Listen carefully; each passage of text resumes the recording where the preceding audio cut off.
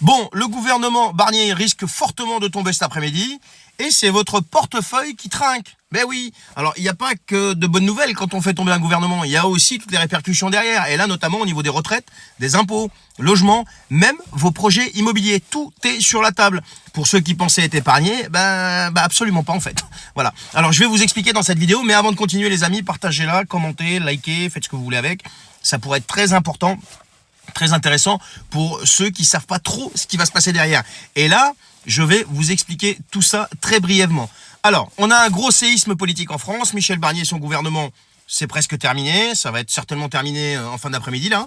Et qui dit crise politique, dit répercussions pour nous tous. Mais concrètement, qu'est-ce que ça va changer? Eh bien, beaucoup de choses. La première chose, c'est les retraites. Mais là, c'est pas une mauvaise nouvelle, c'est plutôt une bonne nouvelle parce qu'il n'y aura pas de budget voté. Mais c'est pas grave. Les retraites seront automatiquement revalorisées à hauteur de l'inflation dès janvier 2025. Et cette fois, tout le monde sera concerné, même les pensions au-dessus du SMIC. C'est plutôt une bonne nouvelle. Enfin, pour les retraités, hein. Mais côté impôt sur le revenu, c'est pas la même musique. Si le budget reste bloqué, eh bien, le barème sera gelé et résultat, on a 380 000 foyers supplémentaires imposables et une facture qui va grimper pour 17 millions de ménages.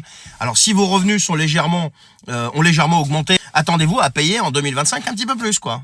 Un petit peu, voire beaucoup, on sait pas. Le logement et les services locaux. Alors, les collectivités locales, déjà qu'elles couinaient, elles risquent de se retrouver avec des budgets encore plus réduits parce que les dotations de l'État pourraient être gelées. Et pour compenser tout ça, certaines communes, qu'est-ce qu'elles pourraient faire? Eh bien, augmenter tout simplement ce qu'ils peuvent augmenter, c'est-à-dire les taxes locales, notamment la taxe foncière. Alors ça, c'est une mauvaise nouvelle pour les propriétaires, encore une. Et côté logements sociaux ou projets urbains, eh bien, tout se retrouvera forcément ralenti.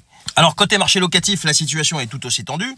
Entre les incertitudes fiscales et les désengagements des investisseurs, eh bien, l'offre locative pourrait tout simplement se réduire encore plus, et surtout dans les grandes villes. Alors, si vous cherchez un appart en location, eh bien, ça va pas s'arranger. Et enfin, les crédits immobiliers, le meilleur pour la fin. On a une instabilité politique. Ça inquiète les marchés financiers. Forcément, les taux d'emprunt public grimpent déjà. Et si vous aviez un projet d'achat, mieux vaut vous dépêcher parce que les crédits immobiliers pourraient coûter encore plus cher dans les mois à venir. Ben oui, parce que si les taux grimpent, le crédit coûte plus cher. C'est logique. Donc voilà où on en est. Donc entre ceux qui sont contents de faire tomber Barnier, moi le premier, et les conséquences derrière, il y a quand même un monde. Hein, c'est pas sans conséquences.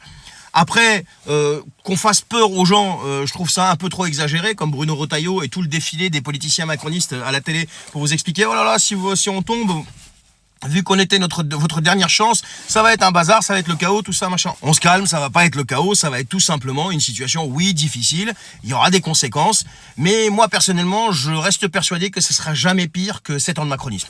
Allez, partagez cette vidéo, les amis, je vous remercie pour votre application, pour vos partages, pour vos commentaires, pour l'intérêt que vous portez à mes publications. Continuez s'il vous plaît, j'ai besoin de vous pour ces histoires d'algorithmes parce que le shadowban me guette toujours. Allez, à bientôt, ciao.